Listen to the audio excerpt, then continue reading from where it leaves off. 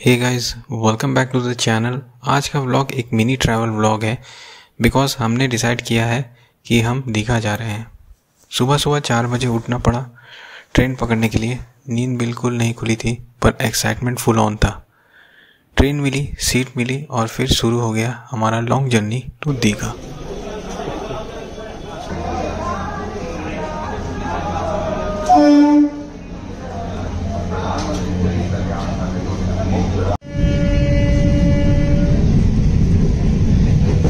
कृपया ध्यान दें, गाड़ी संख्या 081।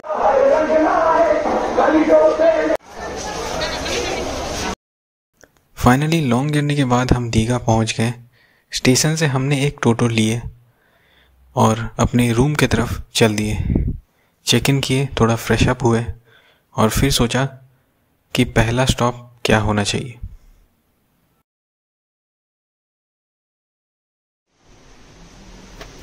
दीघा पहुंचते ही हमने डिसाइड किया कि सबसे पहले हम न्यूली ओपन जगन्नाथ मंदिर जाएंगे। मंदिर का नाम सुनते ही अंदर से एक एक्साइटमेंट आ गई क्योंकि ये दीघा का नया अट्रैक्शन और बहुत लोग इसके बारे में बोल रहे थे। जैसे ही हम मंदिर के गेट के पास पहुंचे, बस वहां से एक ही डिवाइन वाइब आ रही थी। मंदिर का आर्किटेक्चर इतना सुंदर है, वाइट मार्बल, क्लीन सराउंडिंग और बहुत ही पीसफुल एटमॉस्फेयर।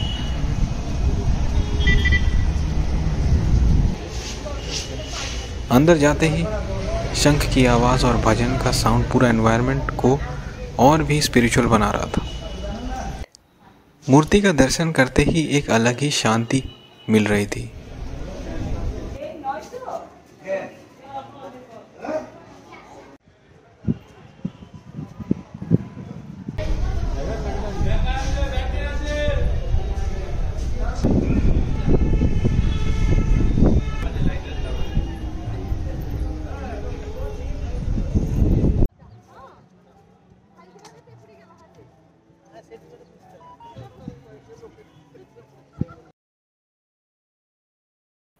तीनों मूर्तियां ब्यूटीफुली डेकोरेटेड थी।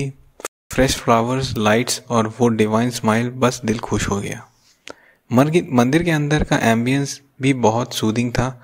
लोग कामली बैठकर प्रार्थना कर रहे थे, कोई मेडिटेशन कर रहा था, कोई बस मंदिर का सारा डेकोर ऑब्जर्व कर रहा था। हम भी थोड़ा टाइम वहाँ स्पेंड किए, शांति से बैठकर पॉजिटिव एनर्जी फील की। बहुत ही अच्छा लगा देखकर कि दीघा जैसे जगह पर भी एक सुंदर वेल मेंटेन मंदिर बनाया गया है। ऐसा लग रहा था जैसे हम एक मिनी पुरी आ गए हो। दर्शन करने के बाद हमारा पूरा मूड सेट हो गया था और ट्रिप की शुरुआत इतनी डिवाइन हो, बस क्या चाहिए।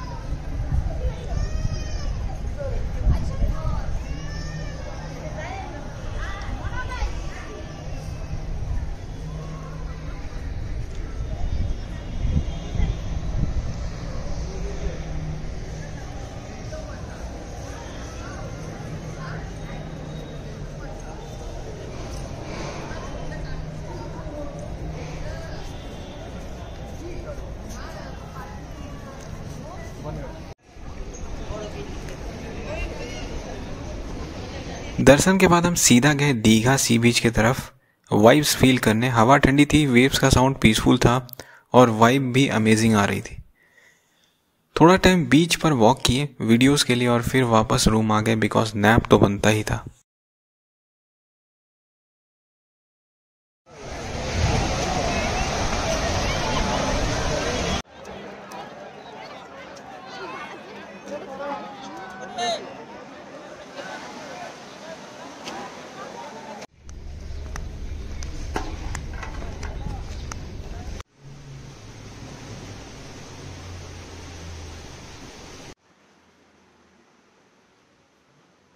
इवनिंग में फिर से हम बीच पर गए और भाई दीघा का इवनिंग सीन तो अलग ही मज़ा देता है।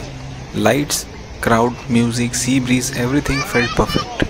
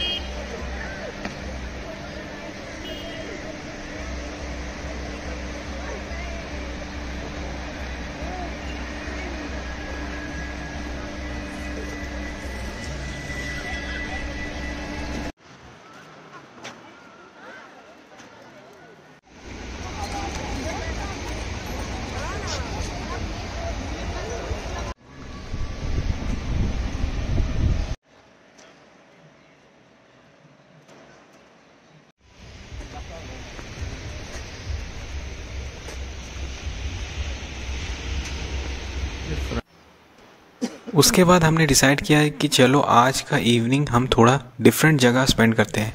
बीच के बिल्कुल पास ही एक पार्क है, ढेऊ सागर पार्क। तो हम वहाँ चले गए और जैसे ही एंट्री गेट क्रॉस किए लिटरली वाव मोमेंट था।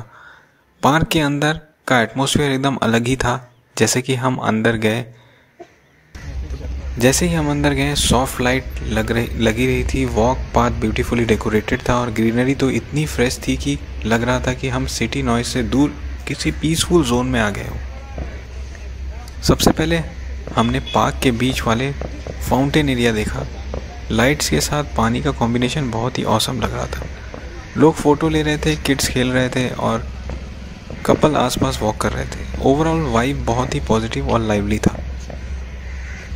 फिर हम थोड़ा आगे चले गए। वहाँ एक view point type sitting area मिला जहाँ से बीच की हल्की हल्की हवा आ रही थी। अगर आप शांत जगह ढूंढ रहे हो जहाँ बैठकर चिल किया जा सके तो ढेऊ सागर पार्क लिटरली परफेक्ट है। हमने वहाँ थोड़ा टाइम बैठकर इवनिंग ब्रीज एंजॉय किया, थोड़ी वीडियो शूट की, थोड़ी फ़ोटोज़ ली और सीरियसली एटमॉस्फेयर इतना सूदिंग था कि वापस जाने का बिल्कुल मन नहीं हो रहा था। लाइट, एयर, ग्रीनरी, एम्बियंस सब कुछ एकदम ऑन पॉइंट था। ये प्लेस एक हिडन जेम जैसा है और दीघा ट्रिप में यहाँ आना डेफिनेटली वर्थ है। पार्क से निकलते वक्त हम बोल रहे थे यार ये तो हमारा ट्रिप का बेस्ट इवनिंग स्पॉट निकला। यही हमारा दिन का फाइनल डेस्टिनेशन था और परफेक्ट तरीके से हमारी इवनिंग रैप अप हुई। ढेऊ सागर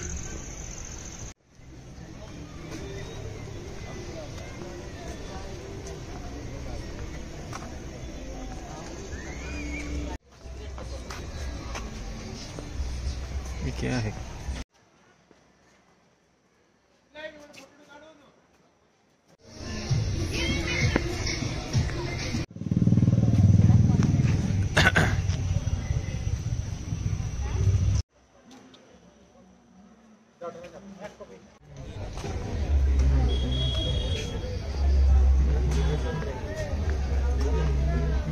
नेक्स्ट डे हमने एक स्पेशल प्लान बनाया था दीघा का सनराइज़ देखने और बिलीव मी हम इस मोमेंट को एक्सपीरियंस करने के लिए बहुत एक्साइटेड थे।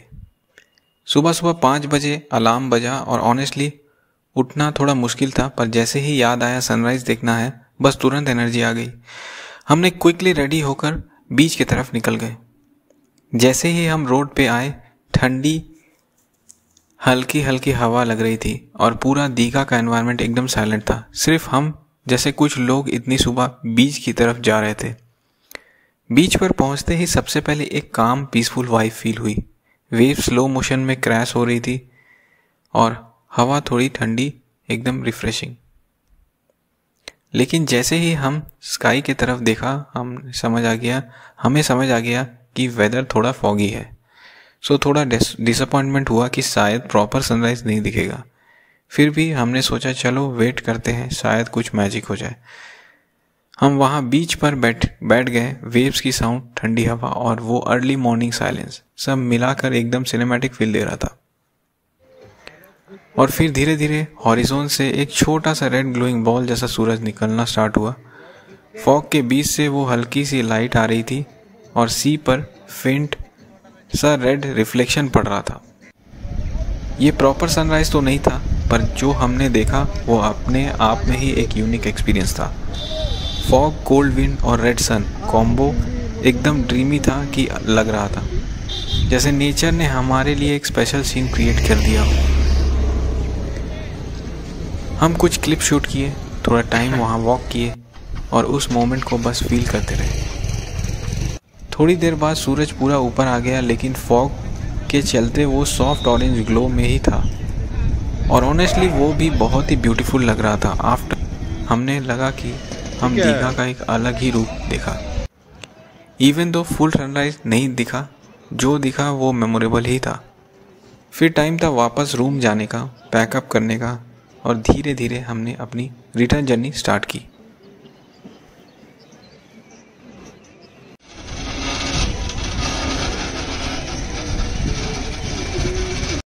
इसके बाद टाइम था पैकअप करने का।